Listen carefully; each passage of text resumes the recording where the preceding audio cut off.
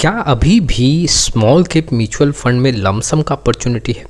आज के वीडियो में हम जानेंगे कि आखिर में कैसे स्मॉल कैप म्यूचुअल फंड में अभी भी लमसम का अपॉर्चुनिटी देखने को मिल रहा है। हम ये भी देखेंगे कि यहाँ पे कैसे म्यूचुअल फंड लमसम का अपॉर्चुनिटी ना के बराबर है। कुछ वैसे पसंदीदा म्यूचुअल फंड, इट मीन्स कि कुछ फेवरेट आपके म्यूचुअल फंड जो काफ़ी ज़्यादा फेमस है, वैसे म्यूचुअल फंड का भी मैं आंकड़ा रखूँगा। उसके साथ ही साथ हम समझेंगे कि आखिर में स्मॉल कैप इंडेक्स में अब आंकड़े क्या कहते हैं। चलिए शुरुआत करते हैं। लेकिन आप में से बहुत ऐसे इन्वेस्टर हैं जिनको पोर्टफोलियो रिव्यू और डिज़ाइन को लेकर प्रॉब्लम है। डिस्क्रिप्शन बॉक्स में आए, डिटेल चेक करें और व्हाट्सअप नंबर के थ्रू हमारे साथ जुड़ सकते हैं। सबसे पहले हम स्मॉल कैप इंडेक्स का आंकड़ा देखते हैं कि आखिर आंकड़ों में, जी हाँ, यहाँ पे जो 52 वीक हाईएस्ट जो इंडेक्स का आंकड़ा है उससे अभी कितना मार्केट गिरा हुआ है। तो ये निफ्टी स्मॉल कैप 250 का आंकड़ा है। निफ्टी स्मॉल कैप 250 में अगर अभी जो आंकड़ा है वो आप देख सकते हो 17,863 का लेवल देखने को मिल रहा है। और देखो, अगर 52 वीक हाई की बात करोगे तो 18,194 का लेवल देखने को मिल रहा है। और आज जो ये मार्केट हाई लगाया है निफ्टी स्मॉल कैप 250 की बात कर रहा हूँ, 18,103 के आसपास, जो कि आप यहाँ पे सर्कल में देख सकते हो। तो कुल मिला के अगर आप देखोगे तो निफ्टी स्मॉल कैप 250 अपने हाईएस्ट जो 52 वीक्स के आसपास खड़ा है। और वैसे में अगर देखा जाए तो लमसम का अपॉर्चुनिटी यहाँ पे ना के बराबर है। ऐसे तो देखो, यहाँ भी लमसम कर सकते हो स्मॉल कैप में, लेकिन अगर देखा जाए कुछ गिरावट के अपॉर्चुनिटी का इंतज़ार कर रहे हो तो अभी यहाँ पे वैसा कोई यहाँ पे इंडेक्स में गिरावट काफ़ी बड़े फिगर में नहीं देखने को मिल रहा है। तो अगर आपको लमसम करना भी है तो थोड़ा बहुत आप कर सकते हो, अदरवाइज जी हाँ, गिरावट का आपको इंतज़ार करना चाहिए अगर मैं इंडेक्स के अकॉर्डिंग देखूं। लेकिन ऐसा नहीं है कि इंडेक्स जैसा मूव करेगा आपका म्यूचुअल फंड ही वैसा ही मूव करेगा।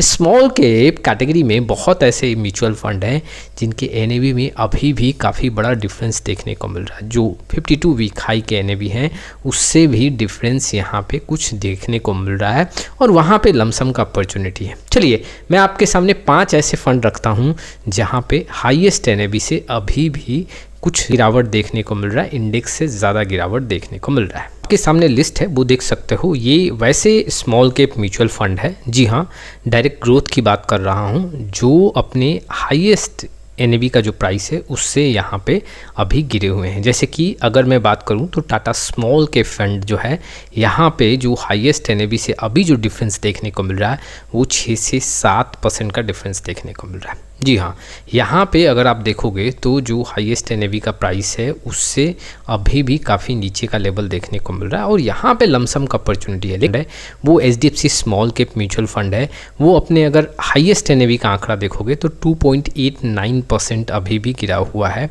तीसरे नंबर पे देखें तो ICICI prudential small cap fund में 1.60% का गिरावट है अगर हाईएस्ट एनएवी से देखें तो। सुंदरम स्मॉल कैप में 1.61, LIC mutual fund small cap growth में 1.49% का आंकड़ा देखने को मिल रहा है। तो अगर देखा जाए तो सबसे ज़्यादा जो अपॉर्चुनिटी है वो Tata small cap mutual fund में। लेकिन यहाँ पे अगर अभी नोटिस करोगे तो लमसम का विंडो क्लोज है, आप एसआईपी के थ्रू यहाँ पे पार्टिसिपेट कर सकते हो। तो अधिकतर जो स्मॉल कैप म्यूचुअल फंड है वो हाईएस्ट एनएवी के आसपास देखने को मिल रहे हैं, तो आपको लमसम का अपॉर्चुनिटी ना के बराबर देखने को मिलेगा। जैसे कि अगर आप देखोगे तो कुछ वैसे फंड्स हैं जो अपने हाईएस्ट एनएवी के आसपास हैं, अपॉर्चुनिटी है वो ना के बराबर है। जैसे एसबीआई स्मॉल कैप जो अभी एनएवी का प्राइस है वो 52 वीक हाई का जो एनएवी है उसके आसपास देखने को मिल रहा है। Union small cap mutual fund का भी वही आंकड़ा है। Bank of India small cap, Edelweiss small cap, Mahindra Manulife small cap, कुछ वैसे स्मॉल कैप म्यूचुअल फंड हैं जो अभी हाईएस्ट एनएवी के आसपास हैं। इट मीन्स कि या तो नया हाई बना है या फिर 52 वीक हाई एनएवी के आसपास ये आंकड़ा देखने को मिल रहा है। अब ऐसे कंडीशन में यह अपॉर्चुनिटी ना के बराबर है, लमसम का अपॉर्चुनिटी यहाँ पे नहीं देखने को मिल रहा है। देखो, ऐसा नहीं है कि अगर कोई म्यूचुअल फंड, स्पेशली जब मैं स्मॉल कैप म्यूचुअल फंड की बात कर रहा हूँ, तो वो अपने हाईएस्ट एनएवी के आसपास है तो वहाँ पे लमसम का अपॉर्चुनिटी नहीं है। वहाँ से भी मार्केट आपको मूवमेंट दे सकता है, लेकिन अगर आप अपने रिस्क को मिनिमाइज करना चाहते हो तो एग्जैक्टली गिरावट पे लमसम करो। और अभी ऐसे म्यूचुअल फंड में जी हाँ, अपने हाईएस्ट एनएवी के आसपास का आंकड़ा देखने को मिल रहा है, लमसम का अपॉर्चुनिटी नहीं देखने को मिल रहा है। अब कुछ वैसे स्मॉल कैप म्यूचुअल फंड, जी हाँ, जो काफ़ी इन्वेस्टर के फेवरेट हैं, उनका आंकड़ा क्या कह रहा है वो भी देख लेते हैं। हाईएस्ट एनएवी से अगर मैं यहाँ पे आंकड़ा देखूँ तो आप ठीक देख सकते हो। अगर इस पे स्मॉल कैप का आंकड़ा देखोगे तो मैंने ऑलरेडी बता दिया, Nippon India small cap mutual fund में हाईएस्ट एनएवी से 0.76% का गिरावट है, क्वांट स्मॉल कैप में 0.27, डीएसपी स्मॉल कैप में 0.13%, Kotak small cap 0.40%, axis 0.30, Bandhan 0.35%, Invesco India small cap 0.41%, Canara को small cap 0.07, HDFC small cap 2.89% की गिरावट के साथ है। तो जो कुछ वैसे स्मॉल कैप म्यूचुअल फंड जो काफ़ी इन्वेस्टर के बीच में फेमस है, उनका भी आप देख सकते हो हाईएस्ट एनएवी से काफ़ी बड़े फिगर में डिफरेंस नहीं देखने को मिल रहा है।